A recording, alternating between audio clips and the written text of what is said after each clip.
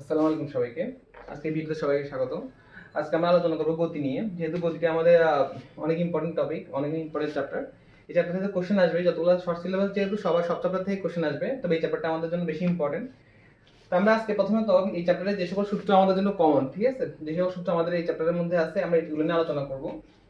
প্রথমে হচ্ছে ত্বরণের সূত্র। এটা আমরা সবাই জানি, আমরা পড়ে আসছি আগে থেকে। এ সমান V minus C by T. এরপর আছে দূরত্ব সূত্র, s equal to ut plus half A T square. যখন ত্বরণ দেওয়া থাকবে, সময় দেওয়া থাকবে, তখন আমাদেরকে এটা ইউজ করতে হবে। আর যদি আমাদের বস্তু সমবেগে চলে, তখন দূরত্ব সূত্র হবে s equal to vt। এছাড়া কি আছে? s সূত্র একটা আছে, সেটা হচ্ছে যে s সমান v plus u by 2 into t। আর সূত্র আছে বেগের সূত্র, v square equal to u square plus 2as। এই পাঁচটা সূত্র তো আছে। এই পাঁচটা সূত্রের সাথে আমরা নতুন একটা সূত্র শিখবো, সেটা হচ্ছে যে তম সেকেন্ডে দূরত্ব বের করার সূত্র। তম সেকেন্ডে আমি যদি কোনো একটা কোশ্চেনে কোন একটা বস্তুর বেগ দেওয়া থাকে, কোন একটা বস্তুর ত্বরণ দেওয়া থাকে, সময় দেওয়া থাকে, যে একটা বস্তু চাইলে একটা বস্তুর ত্বরণ 5 মিটার পার সেকেন্ড স্কয়ার, বস্তুর পঞ্চম সেকেন্ডে দূরত্ব কত, বস্তুর সপ্তম সেকেন্ডে দূরত্ব কত, তম সেকেন্ড যদি দেওয়া থাকে, তবে এটা শর্টকাট একটা সূত্র হচ্ছে STH, মানে আমি বলছি তম সেকেন্ডের দূরত্ব u plus half a twice t minus 1। ধরো তোমাকে কোন একটা বস্তু বলতো, একটা বস্তু স্থির অবস্থা থেকে 5 মিটার পার সেকেন্ড স্কয়ার ত্বরণে চলতেছে, পঞ্চম সেকেন্ডে তার দূরত্ব কত। তখন আমরা ইউর মান 0 বসাবো, যেহেতু স্থির অবস্থা বলছে, ত্বরণের মান 5 বসাবো। আর যেহেতু আমাকে পঞ্চম সেকেন্ডে বলছে, এখানে t এর মানটা 5 বসাবো। তখন আমার বস্তুটার পঞ্চম সেকেন্ডে দূরত্ব বের হবে। আর আমার এই সূত্র যেটা s equal to ut plus half a t square, আমাকে যদি কোশ্চেন বলে একটা বস্তু 5 সেকেন্ডে কতটুকু দূরত্ব অতিক্রম করছে, 5 সেকেন্ডে, তখন আমার কি হবে? 0 থেকে 5 সেকেন্ড পর্যন্ত দূরত্বটা বের করব আমি এই সূত্র দিয়ে। আর এই সূত্রটা হচ্ছে শুধুমাত্র পঞ্চম সেকেন্ডে, চতুর্থ এবং পঞ্চম সেকেন্ডের মধ্যবর্তী যে দূরত্ব, সেই দূরত্বটা আমি বের করব হচ্ছে এই সূত্র দিয়ে। আমরা এই সূত্রগুলো দিয়ে আমাদের এই চ্যাপ্টারে যতগুলো ম্যাথ আছে সবগুলো ম্যাথ সাধারণত এই পাঁচটা সূত্র দিয়ে করা যায়। আর এটা হচ্ছে স্পেশাল সূত্র তম সেকেন্ডে বের করার জন্য। তম সেকেন্ডে তাহলে আমরা বড় করে করতে পারি। একটা বস্তু যদি বলে যে পঞ্চম সেকেন্ডে দূরত্ব কত, বস্তুটা 5 সেকেন্ডের দূরত্ব বের করব এই সূত্র দিয়ে, 4 সেকেন্ডের দূরত্ব বের করব। 5 সেকেন্ডের দূরত্ব থেকে 4 সেকেন্ডের দূরত্বটা বিয়োগ করলে তোমার পঞ্চম সেকেন্ড, না এটা তো চতুর্থ সেকেন্ড হবে। সামনে দেখি, 1 second, 2 second, 3 second, 4 second, 5 second, ঠিক আছে। তাহলে হচ্ছে যে এটা 0, 1 second, 2 second, 3 second, 4 second, 5 second. আচ্ছা হ্যাঁ ঠিক আছে, তাহলে 50 সেকেন্ড দূরত্বটা এই সূত্র দিয়ে সরাসরি টি এর মানটা 5 বসে দিলে জাস্ট এই দূরত্বটা পেয়ে যাবে, এই দূরত্বটা। আর এটা কিভাবে বলছি, তুমি এই সূত্রের মধ্যে 5 সেকেন্ড বসাই, প্রথমে 5 সেকেন্ডের দূরত্ব বের করবা, তারপরে 4 বসাই, 4 সেকেন্ডের দূরত্ব বের করবা, 4 থেকে 5টা বিয়োগ করে তুমি পঞ্চম সেকেন্ডের দূরত্বটা পেয়ে যাবে। আমরা চাইলে সরাসরি এই সূত্রটা আমাদের ইউজ করতে পারি, আমাদের এমসিকিউর জন্য লাগতে পারে, আমরা এটা ইউজ করতে পারি। তো আমরা এই সূত্রগুলো ভালো করে মনে রাখবে। এই সূত্রগুলো হচ্ছে যে একটা বস্তু যখন সরল রেখায় চলে, সরল রৈখিক পথে চলমান বস্তুর জন্য আমরা এই পাঁচটা সূত্র অ্যাপ্লাই করব, সাথে আমাদের সূত্র এটা আসবে। এখন এখানে যেহেতু আমরা গতি পড়তেছি, বস্তু তো শুধুমাত্র সরল পথে চলে না, বস্তু উপরে নিচে চলতে পারে। মানে একটা বস্তুকে আমি মুক্তভাবে ছেড়ে দিলাম, তাহলে সে নিচে পড়লো, একটা বস্তুকে আমি নিক্ষেপ করলাম, তাহলে সে উপরে উঠলো। তাহলে আমরা এখন দেখবো বস্তু মুক্তভাবে পড়লে সূত্রগুলো কি হবে। তা বস্তু মুক্তভাবে পড়লে আমরা জানি কি, নিচের দিকে কাজ করে, কি নিচের দিকে কাজ করেছে আমার অভিকর্ষজ ত্বরণ। তো আমার এখানে যতগুলো সূত্রের মধ্যে এ ছিল, এর জায়গায় আমার জি চলে আসবে। কি রকম দেখো, আমরা পড়ছিলাম s equal to ut plus half a t square, তো সূত্রটা হবে s equal to ut plus half gt square। যেহেতু আমরা উপর থেকে পড়তেছি, আমরা উপর থেকে পড়লে আমাদের দূরত্বটা কি হয়, দূরত্বটা হয় উচ্চতা অতিক্রম করতেছি, আমরা উপর থেকে পড়তেছি। তো এখানে এইজন্য আমরা কি করব, s এর জায়গায় আমরা h লিখব, যে পরন্ত বস্তুর জন্য অতিক্রান্ত উচ্চতা সূত্র হবে ut plus half gt square। যেহেতু নিচের দিকে আমার অভিকর্ষজ ত্বরণ কাজ করে, তাহলে আমার এর জায়গায় g আসবে। এছাড়া কি আছে, v square equal to u square plus 2gh। আমাদের যে সূত্র ছিল v square equal to u square plus 2as, ওখানে চলে আসবে v square equal to u square plus 2gh। এছাড়াও পরন্ত বস্তুর ক্ষেত্রে গ্যালিলিও যে সূত্রগুলো দিয়েছে আমাদের সেগুলো মাথায় রাখতে হবে। সেটা কি, প্রথমটা হলো হচ্ছে যে পরন্ত বস্তুর বেগ তার সময়ের সমানুপাতিক। পরন্ত বস্তুর বেগ সময়ের সমানুপাতিক, এখান থেকে কি আসবে, এখান থেকে আসবে v1/v2 সমান t1/t2। আরেকটা আছে কি, আরেকটা আছে পরন্ত বস্তুর অতিক্রান্ত উচ্চতা সময়ের বর্গের সমানুপাতিক। এখান থেকে আসবে h1/h2 সমান t1 square by t2 square. তো আমাদেরকে এই সূত্রটা ইউজ করতে হবে, অনেক সময় এই সূত্রটা ইউজ করতে হবে।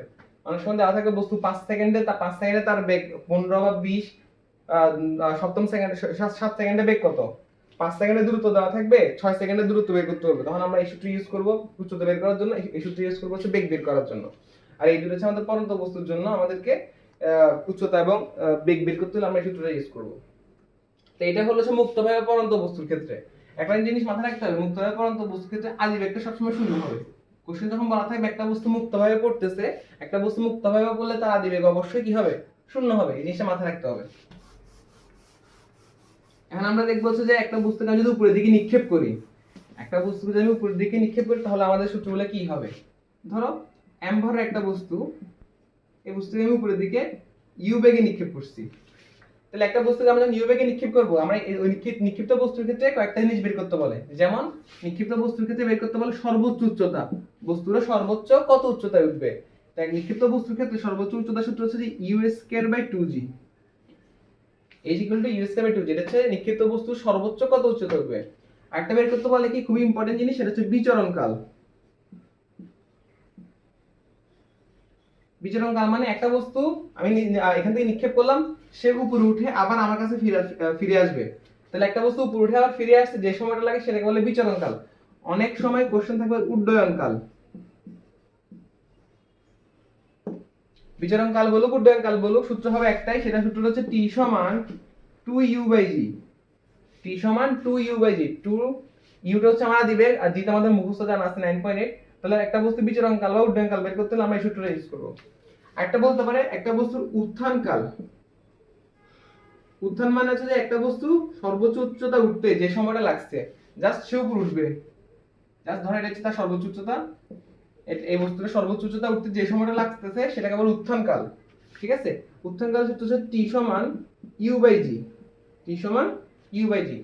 আবার বের করতে বলে পতনকাল, বের করতে বলে পতনকাল মানে বস্তু সর্বোচ্চ উচ্চতা থেকে নিচে নামতে, বস্তু সর্বোচ্চ উচ্চতা থেকে নিচে নামতে যে সময়টা লাগবে সেটাকে বলে পতনকাল। সূত্র তখন এটাও কি হবে, এটা উত্থানকালের মতো হবে, t = u/g।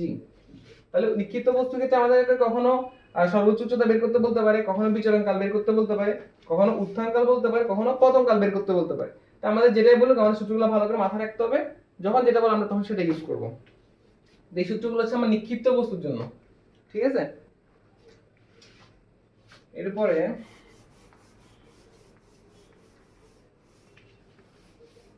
আজকে এখানে আমরা যত এই চ্যাপ্টারে গতির ক্ষেত্রে যতগুলো সূত্র অ্যাপ্লাই করা যায় সবগুলো সূত্র দেখাইছি।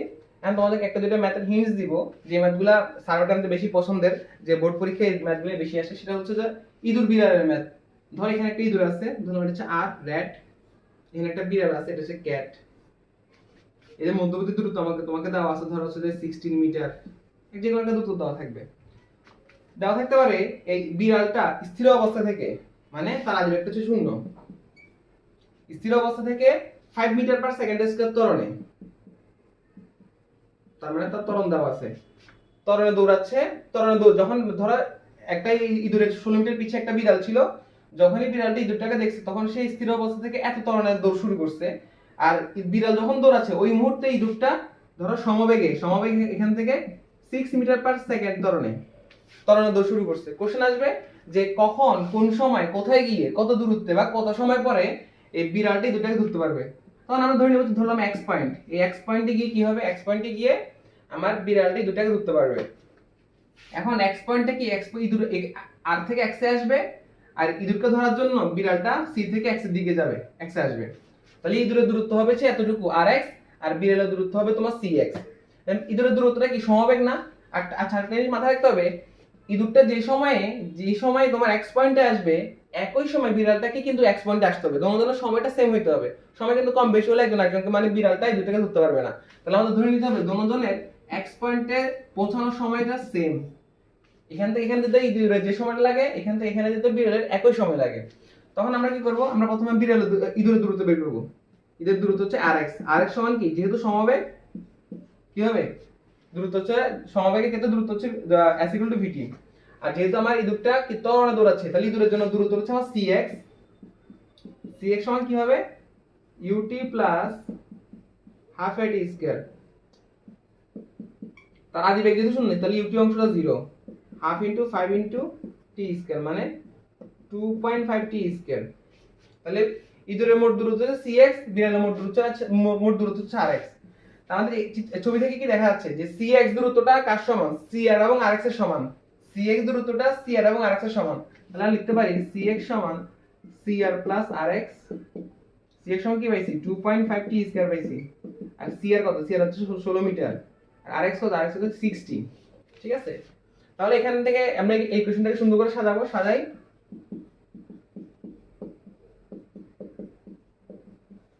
আমাদের এখানে যে সমীকরণটা বের হয়েছে এটাকে ক্যালকুলেটর দিয়ে সমাধান করে টিটা বের করব। টিটা বের করার পরে আমরা এরপরে ইঁদুরের দূরত্ব বের করব। টি এর মানটা এখানে বসিয়ে দিলে ইঁদুরটা কত দূরত্ব গিয়ে বিড়ালটা কত দূরত্ব গিয়ে ইঁদুরটাকে ধরতে পারবে সেটা বের করা যাবে। তো আমাদের এই টাইপের ম্যাথ পরীক্ষায় বেশি আসে যে ইঁদুর বিড়ালের দূরত্ব, বাঘ হরিণের দূরত্ব, বাঘ হরিণ একজনকে দৌড়াচ্ছে মানে বাঘ হরিণকে দৌড়াচ্ছে, হরিণটাকে কোথায় গিয়ে ধরবে বা কত সময় পরে ধরবে। আমরা এই ম্যাথগুলো আমাদের এইভাবে করতে হবে। ঠিক আছে?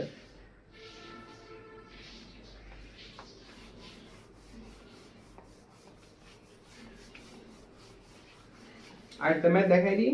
ইনশাআল্লাহ আমরা নেক্সট এই ভিডিও সেকেন্ড পার্টে আমরা আরো অনেক ম্যাথ নিয়ে আলোচনা করব। ধরো একটা ম্যাথ নিক্ষিপ্ত বস্তু এবং পরন্ত বস্তুর ক্ষেত্রে কম্বাইন্ড একটা ম্যাথ, নিক্ষিপ্ত বস্তু এবং পরন্ত বস্তু কম্বাইন্ড একটা ম্যাথ, যা হলো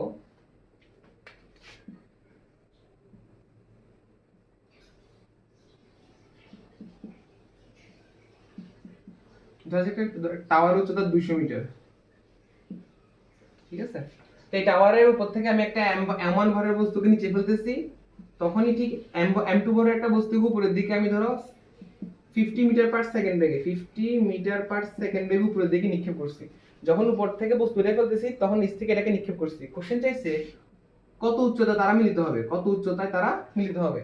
তা আমরা ম্যাথ করার সময় আমরা ছবি আঁকবো, পাশে ছবি আঁকলে আমাদের জন্য ম্যাথ করাটা আমাদের ইজি হবে। তা আমি ধরে নিব উপর থেকে আমি যখন বস্তুকে ফেলতেছি আর নিচ থেকে আমি যখন এই বস্তুকে মারতেছি, দোনোজন ভূমি থেকে x উচ্চতায় মিলিত হবে। ভূমি থেকে x উচ্চতায় ধরে নে, ভূমি থেকে x উচ্চতায় যদি তারা মিলিত হয় তাহলে নিচের বস্তুর অতিক্রান্ত দূরত্ব হচ্ছে x, আর উপর থেকে যে পড়বে তার অতিক্রান্ত দূরত্ব হবে কত? 200 x। 200 x। তাহলে যে বস্তুর উপর থেকে পড়তেছে তার অতিক্রান্ত উচ্চতা হচ্ছে যে 200 x, মানে অতিক্রান্ত দূরত্ব। তাহলে আমরা কি জানি? পরন্ত বস্তুর ক্ষেত্রে তার দূরত্ব সমান হচ্ছে যে হাফ gt স্কয়ার, কারণ তার আদি বেগটা শূন্য, তাহলে ইউটি চলে যাবে, ইউটি থাকবে না। তাহলে পরন্ত বস্তুর জন্য দূরত্ব সূত্র হবে হাফ gt স্কয়ার। আর যে বস্তুকে আমি নিচ থেকে মারতেছি তার দূরত্বটা হচ্ছে x, সে x উচ্চতা উঠবে। x সমান হবে কি? ut minus half gt square. ut minus half gt square. ইউটা কি? এটা তার বেগের মান, এটা হচ্ছে তার বেগের মান। বেগের মান হচ্ছে কত এখানে? 50। এখানে দেখো দোনো জায়গায় টি কিন্তু লিখছি, টি কিন্তু দোনোর জন্য কি হবে? সমান হবে। যেহেতু তারা আমরা একটা সময় নিক্ষেপ করতেছি, একজনকে উপর থেকে ফেলতেছি, একজনকে নিক্ষেপ করতেছি, ওরা যেহেতু মিলিত হবে তার দোনোজনের সময়টা হবে কি? সেম হবে। তার দোনো জায়গায় টি হবে সেম। তো এটা হচ্ছে পরন্ত বস্তুর জন্য দূরত্বের সূত্র, আর এটা হচ্ছে যে নিক্ষিপ্ত বস্তুর জন্য দূরত্বের সূত্র। আমি দোনোটা যদি যোগ করি এখান থেকে পাবো কি? মাইনাস x প্লাস চলে যাবে, এর পাশে থাকবে 200 প্লাস হাফ জি স্কয়ার মাইনাস হাফ জি স্কয়ার চলে যাবে, এর পাশে থাকবে 50t। তাহলে টি সমান বের হবে কত? 4। টি এর মানটা তুমি এখানে বসায় দাও, তো তুমি x এর মানটা পাই যাবে যে তারা কোথায় মিলিত হয়েছে। এটা আমার একটা ইম্পর্টেন্ট ম্যাথ। তো এই ম্যাথটা ভালো করে বুঝে করতে হবে। ইনশাআল্লাহ আমরা নেক্সট ভিডিওতে আরো বেশি ম্যাথ নিয়ে আলোচনা করব। আজকে এই পর্যন্ত, ঠিক আছে? আল্লাহ হাফেজ সবাইকে।